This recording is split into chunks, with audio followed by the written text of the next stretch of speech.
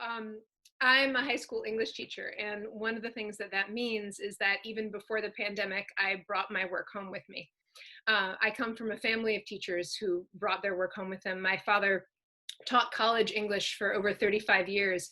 And that meant that every time we went on vacation, he would bring these stacks of blue books with him, you know, with his students' essays written in them.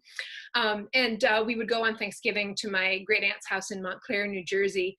My dad would carry his stack of blue books down into her furnished basement and set himself up to do that grading while the rest of us hung out upstairs. My father always graded with a red Bic ballpoint pen. My grading pen of choice is always a Pilot extra five V5 point, extra fine, in purple or green. It's got a really nice smooth line, but my father was a red Bic ballpoint man. It's a real workhorse of a pen. So he would go down and spread out a blue book. He'd hold it down with his left forearm and write comments in his careful cursive while his right arm lay in his lap. You see, my father had polio when he was 3 years old. This was back in 1947, just a few years before the Salk vaccine was developed. He was initially paralyzed from the neck down. He was in an iron lung for several weeks and eventually regained the use of everything except his arms. So his right arm is paralyzed from the shoulder all the way to the fingertips. His left arm is paralyzed from the shoulder to the wrist. He can move his left wrist and hand. With that one hand and his amazing brain, my father became a champion high school debater. He wrote an essay that got him a full scholarship to Swarthmore College, and from there wrote essays that got him into a PhD program at Columbia University. At Columbia, he wrote speeches that were part of the anti-war protests in 1968 and started a dissertation on Chaucer's Book of the Duchess that would take him 12 years to finally complete.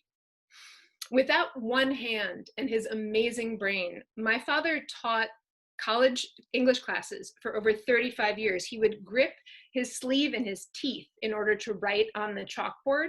My mom had to sew patches on the insides of all of his left sleeves so that he wouldn't bite all the way through them. He started to experience post-polio sequelae, where the motor neurons that have attached themselves to the orphan muscles to help you move again start to weaken and die. His legs got a lot weaker. He started using a power wheelchair. He got himself accommodations at work, went right back into the classroom, kept on teaching. About 20 years ago, he had a massive heart attack. He went into the hospital, recovered, went back to the classroom, kept on teaching. My father is a survivor. So about 3 years ago, he was diagnosed with mild cognitive impairment. And as some of you may know, that's often a precursor diagnosis to Alzheimer's disease. And it was in my father's case. So now that amazing brain, that brain that taught me and my brother to love learning, and both of us are teachers now, that brain that taught generations of New York City college kids to love Whitman and Dickinson and the power of the written word, that brain is failing.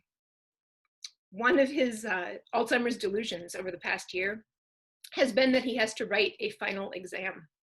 I know, it is the classic teacher nightmare, but it's a dream he can't wake up out of. So he'll sit at the dining room table trying to write sentences that just don't make sense. And my mom will have to come over to him and lie to him to break him out of it. We call it compassionate deception in the Alzheimer's community.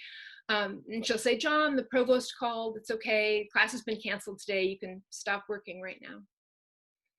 So over Thanksgiving, back when things were normal, I brought my stack of essays home as my seniors' essays on Jane Eyre, and I was getting myself all ready to do my grading. I was setting up at our little home office, and I could hear my kids downstairs playing with my in-laws. And I thought about my father sequestering himself away from our family all those years to devote his attention and his fierce intelligence and love to the work of his students. And I picked up my purple V5 extra fine Pilot pen, and I started to grade.